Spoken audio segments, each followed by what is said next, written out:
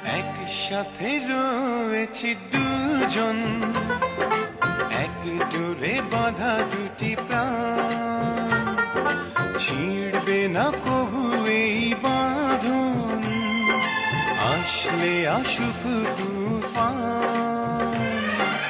মিষ্টি মিষ্টি দুষ্টু দুষ্টু ঝগড়া করতে করতেই পার করে দিলাম সংসার জীবনের 13টা বছর। হ্যালো এভরিওয়ান, আসসালামু আলাইকুম। আশা করছি সবাই ভালো আছেন। আমরা আলহামদুলিল্লাহ ভালো আছি।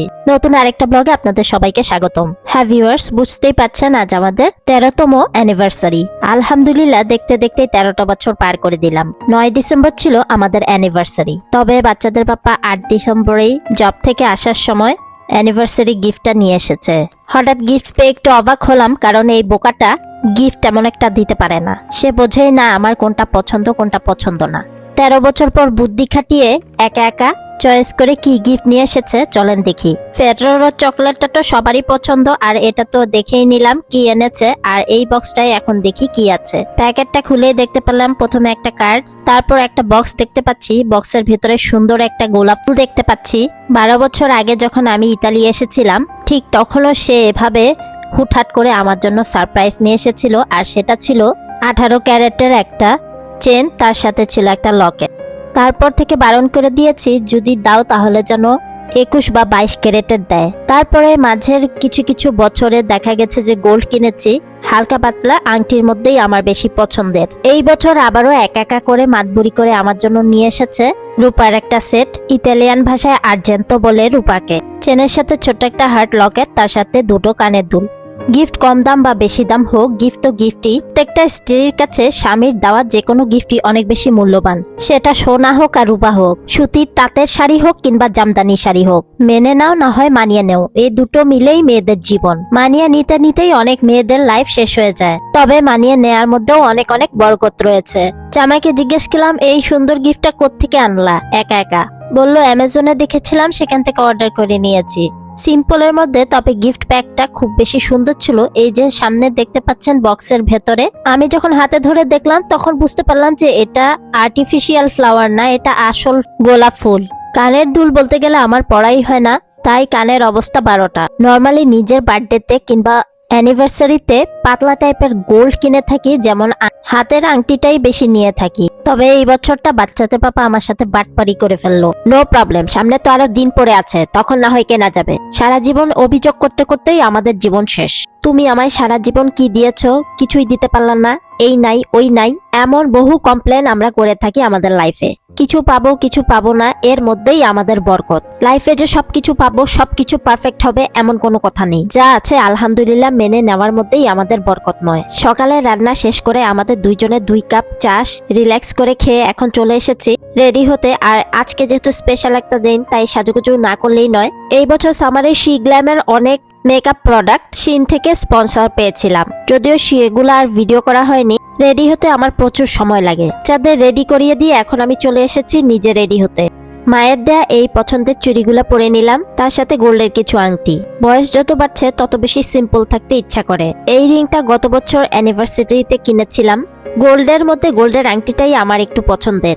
এই রিংটা আমার বিয়ের রিং, এটাও আমার খুব পছন্দের। আমি এতই অলস যে গত বছরের 12তম অ্যানিভার্সারির ভিডিওটাও এখনো পর্যন্ত এডিট করতে পারিনি। এই সুন্দর ড্রেসটা এই বছর আমার মা দেশ থেকে পাঠিয়েছিল, তাই এই ড্রেসটাই আজ পরে নিলাম। এর আগে এই ড্রেসটা কখনো পরা হয়নি। সুন্দর একটা পিঙ্ক জামদানি 3 পিস। এই ড্রেসগুলো শীতের দিনে পরতে বেশ আরাম। বাইরে যাওয়ার আগে একটু ফটোশুট করে নিলাম। প্রতি বছরই অ্যানিভার্সারিতে কিংবা যে কোনো ওকেশনে নিজের হাতে রান্না করি।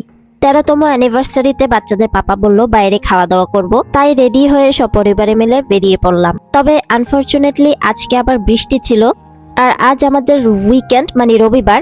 আজকে ছাড়া আর টাইম হবে না বাইরে বের হওয়ার, তাই বৃষ্টির মধ্যেই আমরা বের হয়ে গেলাম। স্পেশাল ডে বলে কথা, তাই দিনটাকে আরেকটু স্পেশাল করার জন্য ওয়েদার যতই খারাপ থাক এর মধ্যেই আমাদের বের হতে হবে। বাইরে বের হলে আমরা দুইজনই 2 বাচ্চাকে ধরি। আমার মেয়ে তো বেশ হ্যাপি, আগের দিন রাত থেকেই সে বেশ এক্সাইটেড ছিল।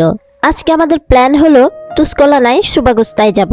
এখন যেহেতু ডিসেম্বর মাস, বড়দিন চলে এসেছে, আর চারপাশে ক্রিসমাস ভাইব থাকবে। জায়গায় জায়গায় ক্রিসমাস ডেকোর করেছে। ভাবলাম কয়েন শপিং মলে চলে যাই, ডেকোরগুলো দেখে আসি। এদিকে আমরা প্রায় 15 মিনিটের মতন বাসের জন্য অপেক্ষা করছিলাম। উইকেন্ড ডেতে দেখা যায় বাস আসতে বেশ টাইম লাগে। খুব বেশি বৃষ্টি হলে দেখা যায় আমাদের ট্যাক্সি নেওয়া ছাড়া আর কোনো উপায় থাকে না। তবে আজকে সারা দিনই গুড়ি গুড়ি বৃষ্টি হবে দেখিয়েছে নেটে। যে কোনো ওকেশনে সেলিব্রেশনটা করা হয় ওই দিনের আগে বা পরে। আজকে আমার মেয়েটা আরবি পড়তে যায়নি, ওয়েদারটা খারাপের কারণে দিয়ে আসতে পারিনি। তাছাড়াও সকালের দিকে বাচ্চাদের পাপা অ্যানিভার্সারির কেকটাও নিয়ে এসেছিল। 15 মিনিট পর বাস আসার পর চলে এলাম কয়েন মার্কেটের কাছে। যদিও আমাদের এলাকাতে দুটো শপিং মল রয়েছে, সেগুলোতে না হয় সামনে যাওয়া যাবে, তাই চলে এলাম তুস্কোলানার কয়েনে। মলে ঢুকতেই দেখি আমার ক্লাসমেট আর ওর হাজবেন্ডকে। আমার পুরো পরিবার দেখে খুব খুশি হলো। ওদের সাথে বিদায় নিয়ে এখন চলে যাচ্ছে ভেতরের দিকে। এই তো দেখতে পাচ্ছেন এরকমই সাজিয়েছে, তবে রাতের দিকে আসলে হয়তো লাইটিং গুলো আরো বেশি সুন্দর লাগতো। এই বছর প্রত্যেকটা শপিং মলের ভেতরে বাইরের সাইড গুলোতে দেখা গেছে এই টাইপের স্টল গুলা বসিয়েছে। অনেক রকম জিনিসই রয়েছে এই জায়গাটায়, পারফিউম থেকে শুরু করে চা, কফি, পার্স, ব্যাগ, টুপি, হিজাবস আর জুয়েলারি সবই ছিল এই ধরনের স্টলগুলোতে। তবে প্রাইসগুলো বেশ দাম ছিল। যেই হিজাবগুলো আমরা মহিলারা ইউজ করে থাকি 5 ইউরোতে কিংবা 2 ইউরোতে, সেগুলা তারা এখানে সেল করছে 10 ইউরো করে। উপরের তালাটা আমাদের ঘোরা হয়ে গেছে, এখন চলে যাব নিচের তালায়। লিফট আমার ছেলেটার বরাবরই খুবই পছন্দের, লিফটে ওঠার জন্য তাই সে ব্যস্ত হয়ে পড়েছে। এইদিকে স্টারের মধ্যে সুন্দর একটা সিট বসিয়েছে যাতে করে সবাই এখানে ফটোশুট করতে পারে, তাই এই জায়গাটায় আমরা কিছু ফটোশুট করে নিয়েছি। প্রত্যেকটা মলেই এই টাইপের সুন্দর সুন্দর ডেকোর করে রেখেছে ফটোশুট করার জন্য। আজকে এই মলটা খুব বেশি ভিড় ছিল না, তাই বেশ ভালো লাগছে, নিরিবিলি। সাহির যখন ছোট ছিল তখন প্রায় 2 বছরের মতন এই তুস্কোলানা এলাকায় আমরা ছিলাম। প্রতি উইকেন্ডেই দেখা যেত আমাদের এই শপিং মলগুলোতে চলে আসতাম সাহিরকে নিয়ে। বাসা চেঞ্জ করে এলাকা চেঞ্জ করে ফেলায় এই এলাকায় অনেকটা কম আসা হয়। আজকে আবার বহুদিন পরে চলে আসলাম ক্রিসমাস ভাইব দেখার জন্য আর অ্যানিভার্সারির মতো স্পেশাল দিনটাকে আরেকটু স্পেশাল করার জন্য। ক্রিসমাস ট্রির মাঝখান থেকে এইভাবে আসতে আমার বেশ ভালো লাগে। সবাই এই জায়গাটায় আসে ফটোশুট করার জন্য। এই তো দেখেন বিশাল বড় একটা ক্রিসমাস ট্রি লাগিয়ে রেখেছে। আরো কিছুক্ষণ এনজয় করলাম এই জায়গাটায়। অ্যানিভার্সারি উপলক্ষে যেহেতু আমরা বাইরে খাওয়া দাওয়া করব, তাছাড়া যেহেতু তুস্কোলানায় এসেছি আর এই এলাকাতেই বাঙালি অনেক রেস্টুরেন্ট আছে, তো এই এলাকাতেই বেছে নিলাম। অনলাইন থেকে বাচ্চাদের পাপা দেখেছে মুঘল রেস্টুরেন্ট, মোবাইলের ম্যাপে দেখতে দেখতে আমরা মুঘল রেস্টুরেন্টে চলে এলাম। বিসমিল্লাহ বললে আমরা এখন চলে যাচ্ছি মুঘল রেস্টুরেন্টের ভেতরে।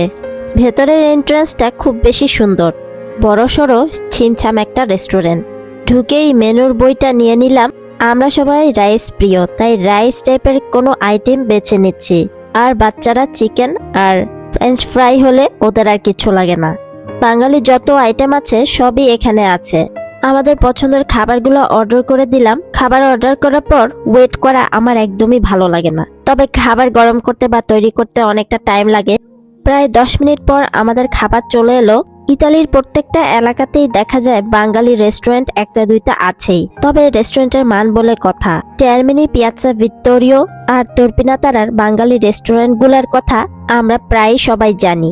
খাবারগুলো খেতেও ভালো, মানেও ভালো। তবে যেই রেস্টুরেন্টগুলা অনেকটা কম চলে, ভেতরে কাস্টমার থাকে না, সেগুলো দেখলেই বোঝা যায় যে এই রেস্টুরেন্টগুলা খুবই কম চলে আর সেখানকার খাবারের মান হয়তো খুব একটা ভালো হবে না।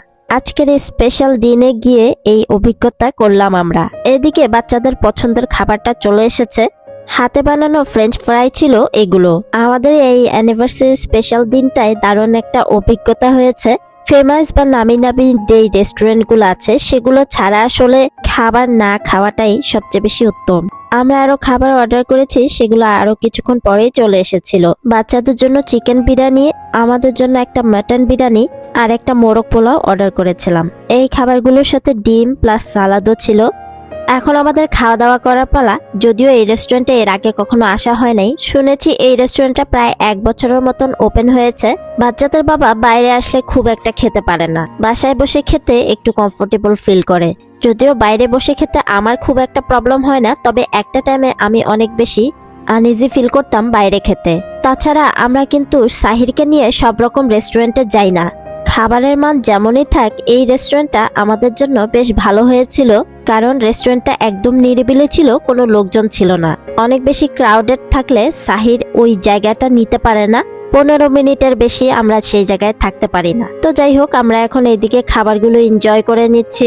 সালাদ তো এইদিকে ফ্রেঞ্চ ফ্রাই এনজয় করছে, তার সাথে সালাদ আর কোক। যদিও একটা রাইস বা চিকেনও ওর মুখে দিতে পারিনি। আজকের এই স্পেশাল দিনে বাচ্চাদের বাবা আমাকে একটু রিল্যাক্স করার টাইম দিল, মানে রান্না থেকে ছুটি দিল।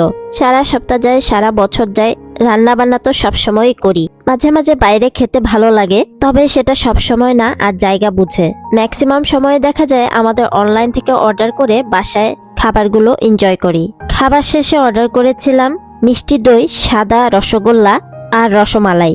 রসমালাই বাচ্চাদের বাপের অনেক বেশি পছন্দের। আমার মেয়েটা দইটাও অনেক বেশি পছন্দ করেছে, তার সাথে রসগোল্লা মিষ্টি। আমার মেয়েটা খাবার খুবই কম খায়, তবে যেটা সে পছন্দ করে বা খেতে চায় সেটার সাথে সাথে ওকে দেওয়ার চেষ্টা করি। এদিকে বাপ মেয়ের ভালোবাসা, নিজের হাতে মিষ্টি দই খাইয়ে দিচ্ছে ওর পাপাকে। আমার ছেলেটা আবার উল্টো, একদমই মিষ্টি জিনিস খেতে পছন্দ করে না। বাচ্চাদের জন্য চিকেন বিরিয়ানির রাইসটা একটু ঝাল ছিল, যার কারণে ওরা রাইসটা খুব একটা খায়নি। খাবার নষ্ট হবে বা জুটা হবে দেখে ভরপুর পেট খেয়ে নিয়েছি আমি। অনেকেই বলে বিয়ের প্রথম স্বামী স্ত্রীর রিলেশন কিংবা ভালোবাসা সুন্দর আর মজবুত থাকে। সময় বছর যত যায় তত রিলেশনটা পুরনো হতে থাকে, ভালোবাসাও কমতে থাকে। আমার 13 বছরের অভিজ্ঞতায় দেখেছি আমার আর বাচ্চাদের পাপার রিলেশন যত দিন যাচ্ছে তত বেশি মজবুত হচ্ছে। কেয়ার করার যে একটা ব্যাপার আছে সেগুলাও অনেক বেশি মজবুত হচ্ছে। দুজন দুজনকে আরো বেশি বুঝতে শিখেছি, কার কোনটায় সমস্যা, কার কোনটা পছন্দ না, কার চরিত্র কিরকম, ইত্যাদি ইত্যাদি সবকিছু। আমরা কেউই পারফেক্ট না, আমাদের মধ্যে সমস্যা থাকবেই। আর সম্পর্ক ঘষা মাজা করে ঠিক করে কিংবা মানিয়ে নেয়াই একটা সম্পর্কের সৌন্দর্য। যেমন আমি অনেক বেশি রাগি, আমার হাজবেন্ড সেটা কনসিডার করে। আবার আমার স্বামীও অল্প লেভেলের কিপটা, শান্ত, ধীরজ আর নার্ভাস টাইপের একজন পুরুষ। এগুলোও আবার আমি কনসিডার করি। আমার স্বামী অনেক বোকা প্রকৃতির, বাট মানুষটা ভালো। কি আনসার? এই যে ফুল নিয়ে আসলাম তোমার জন্য। তোমার এত বছর পরে এত বছর পরে মনে হলো যে কিছু দেওয়া লাগবে। হ্যাঁ, বয়স বাড়ার সাথে সাথে বুদ্ধিও তো বাড়ে, তাই না? বুদ্ধি বাড়তেছে। Thank you. বিয়ের প্রথম বছর অ্যানিভার্সারিতে ফুল দিলেও মাঝের এতগুলো বছর কিন্তু ফুল দিতে প্রয়োজন মনে করেনি। বুড়ো বয়সে এসে আবার এই বছর কি মনে হলো তার, এত বছরে বুঝতে শিখেছে বউয়ের মন কিভাবে জয় করতে হয়। আর ছোট ছোট এইসব জিনিস বুঝতে বুঝতেই পুরুষ মানুষ বুড়ো হয়ে যায়। 13তম অ্যানিভার্সারি কেকটা নিয়েছিলাম জালওয়াস কিচেন থেকে। জালওয়া ভাবিকে অনেক ধন্যবাদ এত সুন্দর কেকটার জন্য। সবাই জালওয়াস কিচেন ফেসবুক পেজটা চেক আউট করতে ভুলবেন না। আমার বাবা ছিল লিবিয়া প্রবাসী। বাবার কাজের সূত্রে আমার বেড়ে উঠাও লিবিয়ায়। 2004 সালে অনলাইনে আমাদের পরিচয়। আমার বিয়ে হয় 25 বছরে, আর আমাদের বিয়ে হয় লিবিয়া টু ইতালি বাই ফোনে 2010 সালে। 2011 সালে লিবিয়ায় যুদ্ধ হওয়ার কারণে আমরা দেশে ফেরত যাই। 2012 সালেই আনুষ্ঠানিকভাবে আবারও আমাদের বিয়ের আয়োজন হয়। 4 বছর অনলাইন পরিচয়ে বাস্তবে কেউ কাউকে না দেখে দুইজন দুই দেশে আমাদের লং ডিস্টেন্স রিলেশনশিপ ছিল। অনেকেই বলেছিল না দেখে ফোনে বিয়ে করা রিলেশনশিপ আমাদের টিকবে না। ইনফ্যাক্ট আমাদের দুজনের মধ্যেই কনফিডেন্ট ছিল না, কারণ ভিডিও কলে দেখা আর বাস্তবে দেখা এক নয়। আলহামদুলিল্লাহ 13 বছর এই রিলেশন পার করতে পেরেছি। ফ্যামিলির বড় মেয়ে বিধায় আমার বাবা বেঁচে থাকতে থাকতে বিয়ে দিয়ে যেতে পেরেছে। এটা একটা মেয়ের অনেক বড় ব্লেসিং। আমাদের লং ডিস্টেন্স হালাল সম্পর্ক, বাস্তবে না দেখে বিয়ে করা সম্পর্ক আজ 13 বছর পূর্ণ হলো আলহামদুলিল্লাহ। ঝগড়াঝাটি, মনোমালিন্য, কথা কাটাকাটি, মতের অমিল, এটা প্রত্যেকটা রিলেশনেই থাকে। এগুলো না থাকলে ভালোবাসা বাড়ে না, রিলেশনে গন্ধ আসে। অল্পতে হ্যাপি থাকা, লাইফে প্রত্যাশা কম রাখতে পারলে সুখী হওয়া খুব সহজ হয়ে যায়।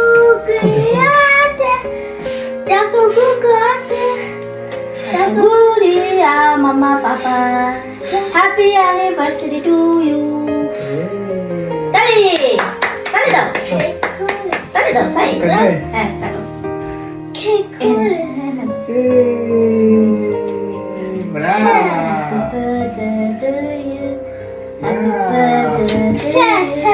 সারা কাটবে। হ্যাঁ সারা দাও, সারা দাও, সারা পাপা। Happy birthday to you, happy anniversary to you, happy anniversary to mama papa, happy anniversary to you. Tali daw. Tali daw. ওদের পাপা পাঞ্জাবি পরতে পছন্দ করে না, কিন্তু কি মনে করে 13 বছর পরে যেন আজ নিজে থেকেই পাঞ্জাবি পরলো। তাকে কোনোভাবেই ধরে বেঁধেও পাঞ্জাবি পরাতে পারি না। ফ্যামিলি অকেশন গুলায় শাড়ি পরতে পছন্দ করি, তবে সেটা বেশিরভাগই বাসায়। মেন উদ্দেশ্য ফ্যামিলি ফটোশুট করার আর সুন্দর কিছু স্মৃতি ধরে রাখার। নীল এই কাতান সিল্ক শাড়িটা আমার খুব পছন্দের। সুন্দর এই শাড়িটা নিয়েছিলাম অ্যাঞ্জাস গ্যালারি পেজ থেকে। অ্যাঞ্জাস গ্যালারি পেজটা চেক আউট করতে কেউ ভুলবেন না। 13 বছরের সংসারে আল্লাহ তাআলা আমাদের একটা পুত্র সন্তান আর একটা কন্যা সন্তান দান করেছেন। আল্লাহর কাছে শুকুর আলহামদুলিল্লাহ। আল্লাহ তাআলা আমাদের পুত্র সন্তানকে বিশেষ চাহিদা সম্পন্ন শিশু হিসেবে দুনিয়াতে পাঠিয়েছেন। আমরা অটিজম ফ্যামিলি পরিবার। আমাদের পরিবারের চাওয়া পাওয়া খুবই সামান্য, সিম্পল লাইফ লিড করে থাকি। বিশেষ দিনগুলো একটু মেমোরেবল করার চেষ্টা করি। যাই দিন ভালো আসে দিন খারাপ বলে কথা। আল্লাহ যেভাবে আমাদের ভাগ্যে লিখে রেখেছে, আল্লাহ যেমনটা প্ল্যান করেছে ঠিক তেমনটাই হবে। আল্লাহর পরিকল্পনা সবচেয়ে বেশি উত্তম। আমাদের প্রবাসী বাচ্চারা যেহেতু ইউরোপ কান্ট্রিতে বড় হচ্ছে, বাচ্চাদের আমাদের কালচার বোঝানো অনেক কঠিন। আল্লাহর কাছে একটাই চাওয়া, এই প্রবাসের মাটিতে সকল বাচ্চাদের জন্য আল্লাহ হেদায়েত দান করেন। মুসলমান আর খ্রিস্টান ধর্মের পার্থক্যটা যেন আমাদের বাচ্চারা বুঝতে পারে। আমার বিশেষ চাহিদা সম্পন্ন সাহির আমার ছেলেটার জন্য সবাই দোয়া করবেন। আমার ছেলেটা হচ্ছে আমার পরিবারের একটা ব্লেসিং। সাহির না থাকলে আমরা লাইফের মানেটা বুঝতাম না, ভালো মানুষ হওয়ারও চেষ্টা করতাম না, ডিজেবল পার্সনদের বোঝার চেষ্টা করতাম না। 13 বছরের সংসারের অভিজ্ঞতা থেকে বলছি, শূন্য থেকে সংসার শুরু করলেও লাইফে একটা টাইমে আস্তে আস্তে এগিয়ে যাওয়া যায়, অল্পতেও সুখী হওয়া যায়। আল্লাহর পরিকল্পনাতে বিশ্বাস আনতে পারলে সব পরিস্থিতিতেই মানিয়ে নেওয়া যায়। কঠিন পরিস্থিতিগুলোও হয়ে যায় একটা টাইমে অনেক সুন্দর। তার জন্য দরকার ধৈর্য, ধৈর্য আর ধৈর্য। আল্লাহর পরিকল্পনার জন্য অপেক্ষা করার ধৈর্য। ভালো থাকবেন, আমার পরিবারটার জন্য দোয়া করবেন। আল্লাহ হাফেজ, আসসালামু আলাইকুম, থ্যাংকস ফর ওয়াচিং।